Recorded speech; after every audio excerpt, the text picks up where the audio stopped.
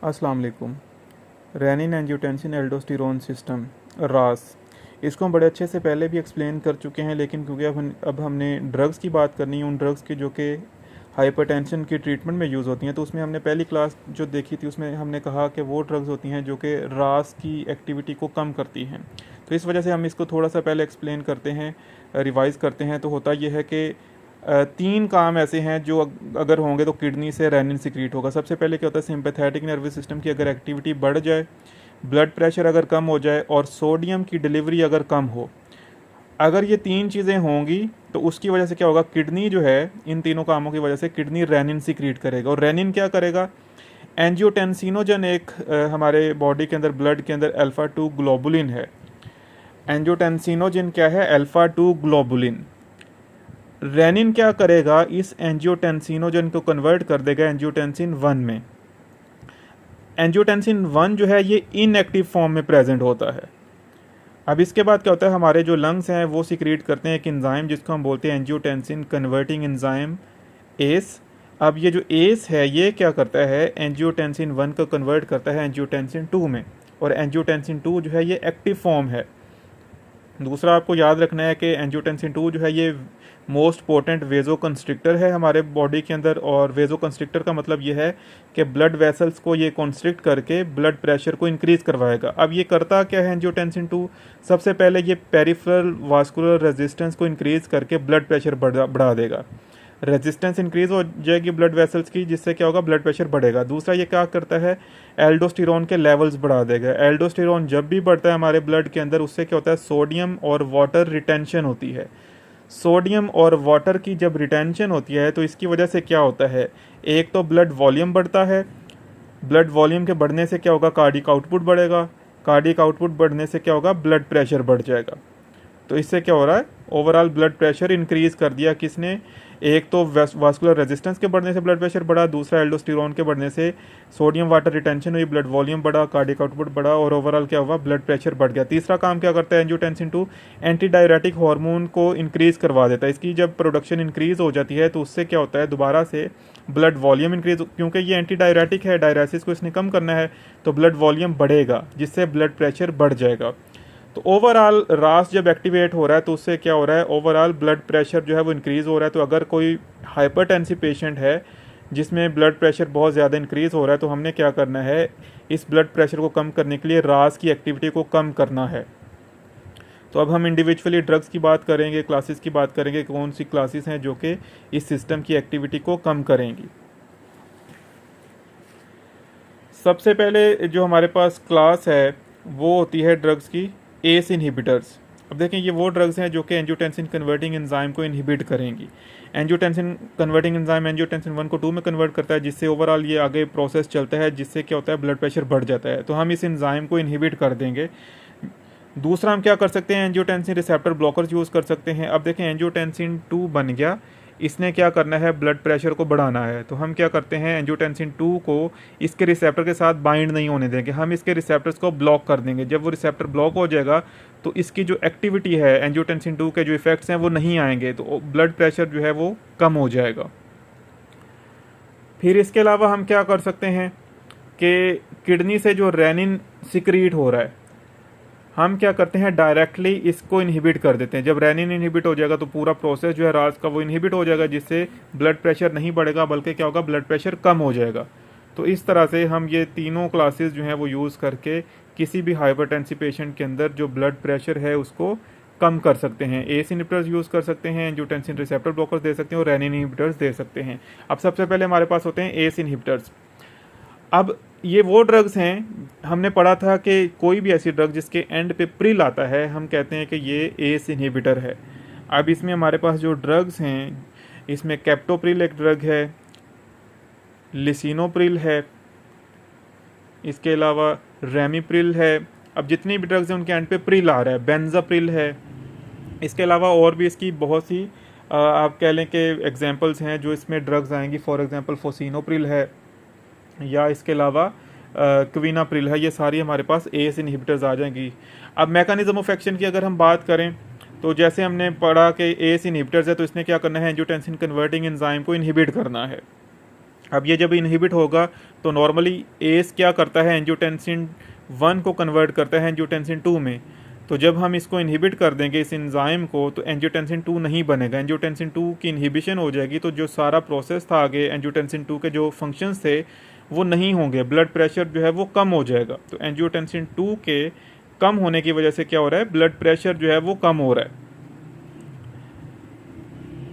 Angiotensin 2 जब कम हुआ किस वजह से, एस इनहिबिटर्स की वजह से, तो उससे क्या होगा, ब्लड प्रेशर जो है कम हो जाएगा। इस वजह से हम इसको ब्लड प्रेशर को कम करने के लिए यूज़ कर सकते हैं। इसके अलावा एक बहुत इंपॉर्टेंट चीज़ है, ब्रेडिकाइनिन अगर हमारी बॉडी में बढ़ जाए तो उससे होता है ड्राई कफ। तो नॉर्मली क्या होता है, ब्रेडिकाइनिन जो है हमारी बॉडी के अंदर इसकी ब्रेक डाउन होती है। ब्रेडिकाइनिन के जो लेवल्स हैं वो मेंटेन रहते हैं। अब हम जब एस इनहिबिटर्स देते हैं तो एक तो ये क्या कर रही है, एंजियोटेंसिन 2 नहीं बनने दे रहा, दूसरा ये क्या करता है, ब्रेडिकाइनिन की जो ब्रेकडाउन है उसको इनहिबिट कर देती है। अब देखें, ब्रेडिकाइनिन की ब्रेकडाउन जब इनहिबिट हो जाएगी तो ब्रेडिकाइनिन के लेवल बढ़ जाएंगे। अब ब्रेडिकाइनिन के लेवल जब बढ़ेंगे तो उससे क्या होगा, ड्राई कफ होगी। ठीक है, तो ये आपने याद रखना है एमसीक्यूज और वाइवा के हवाले से। एंजियोटेंसिन 2 जो है वो वेजो कंस्ट्रिक्टर था, तो उसको हमने क्या किया, इनहिबिट कर दिया, जिससे ब्लड प्रेशर कम हो गया। अब एक और बात याद रखनी है आपको कि ब्रेडिकाइनिन जो है ये वेजोडाइलेटर है। अब वेजोडाइलेटर है तो इसका मतलब है जब इसके लेवल्स बढ़ेंगे तो उससे क्या होगा, वेजोडाइलेशन इंक्रीज हो जाएगी। अब दो मेन काम हो रहे हैं, वेजो कंस्ट्रिक्शन कम हो रही है और वेजोडाइलेशन इंक्रीज हो रही है, और इन दोनों की वजह से क्या होगा, ब्लड प्रेशर जो है वो कम हो जाएगा।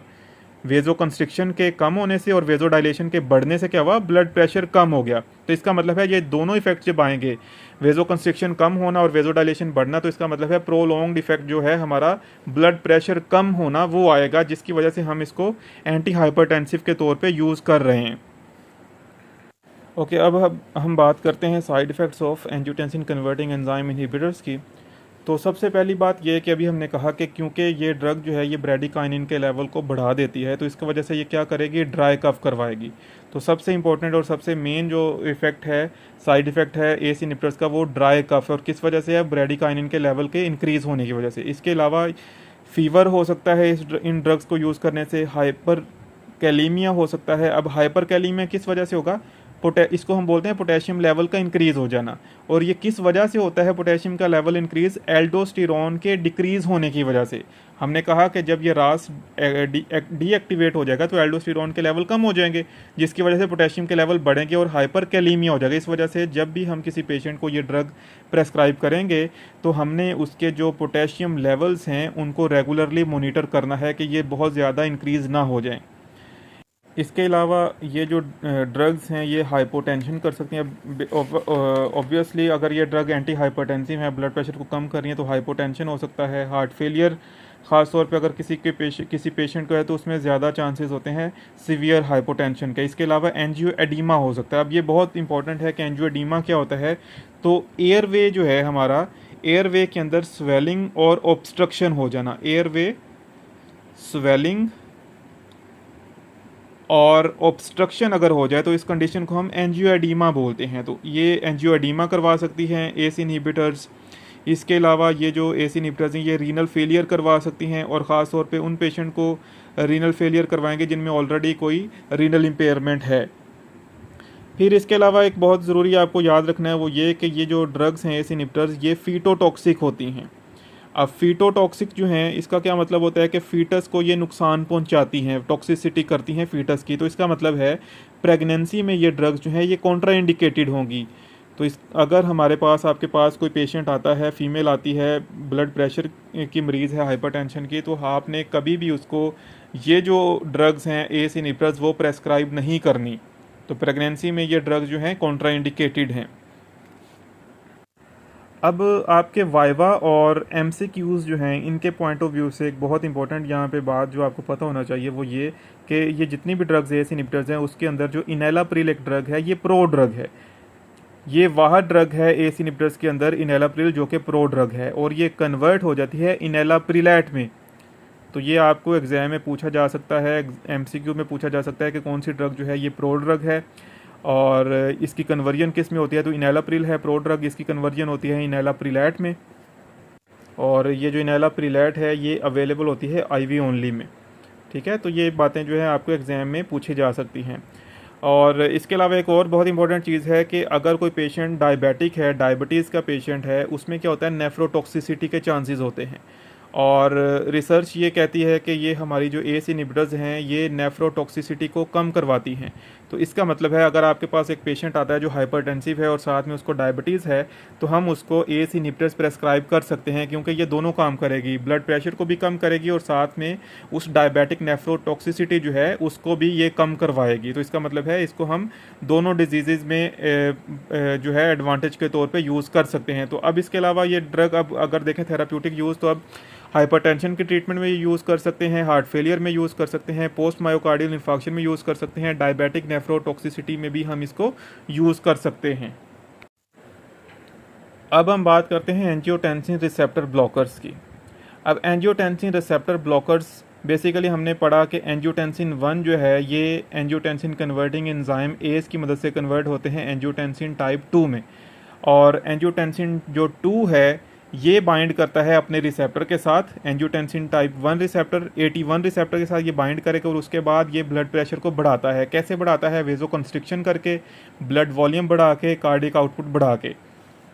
तो अगर फॉर एग्जांपल एंजियोटेंसिन 2 बन जाए तो हम क्या कर सकते हैं, इसको इसके रिसेप्टर के साथ बाइंड ना होने दें। अगर एंजियोटेंसिन जो टाइप 1 रिसेप्टर 81 रिसेप्टर है, नॉर्मली इसने बाइंड करना है इस रिसेप्टर के साथ, हम क्या करते हैं इस रिसेप्टर को ब्लॉक कर देते हैं। जब ये रिसेप्टर ब्लॉक होगा, एंजियोटेंसिन टाइप 2 जो है इसके साथ बाइंड नहीं होगा। जब ये बाइंड नहीं होगा तो ब्लड प्रेशर कम हो जाएगा।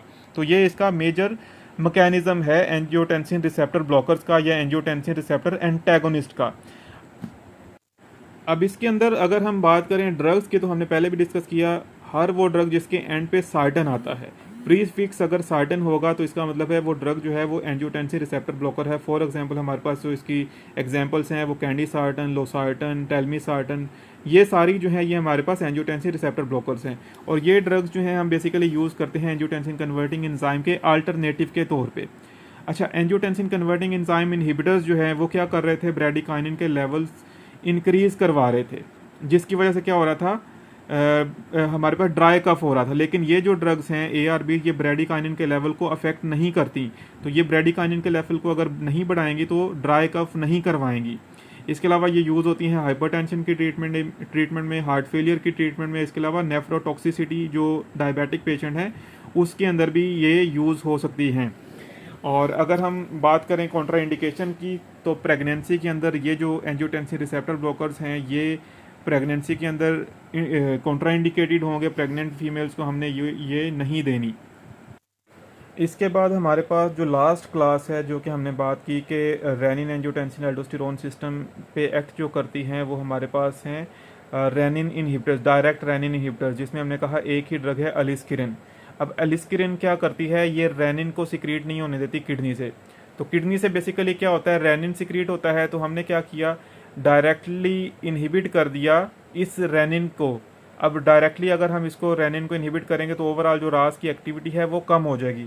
रास की एक्टिविटी जब कम हो जाएगी तो बाकी सारा प्रोसेस नहीं चलेगा, एंजियोटेंसिन 2 नहीं बनेगा, वेजो कंस्ट्रिक्शन नहीं होगी, ब्लड प्रेशर जो है वो कम हो जाएगा। तो इस वजह से हम इसको जो है ब्लड प्रेशर को कम करने के लिए यूज़ कर सकते हैं।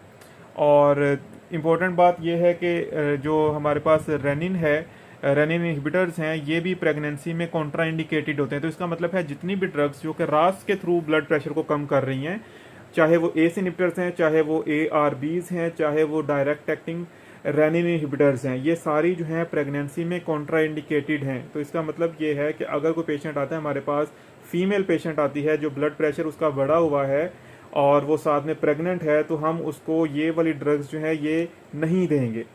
तो ये सारी इन चीज़ें थी जो आपको पता होना चाहिए हमारे पास रास के ऊपर हम कैसे एक्ट करके ब्लड प्रेशर को कम कर सकते हैं। इसके बाद जो नेक्स्ट हमारे लेक्चर्स होंगे, बाकी जितनी भी क्लासेस हैं एंटी हाइपरटेंसिव की 1 by 1, उनको भी इसी तरह से एक्सप्लेन करेंगे और वो जो बेसिकली हमारे पास क्वेश्चंस हैं उनको डिस्कस करेंगे जो एग्जाम में आ सकते हैं। Thank you very much ji.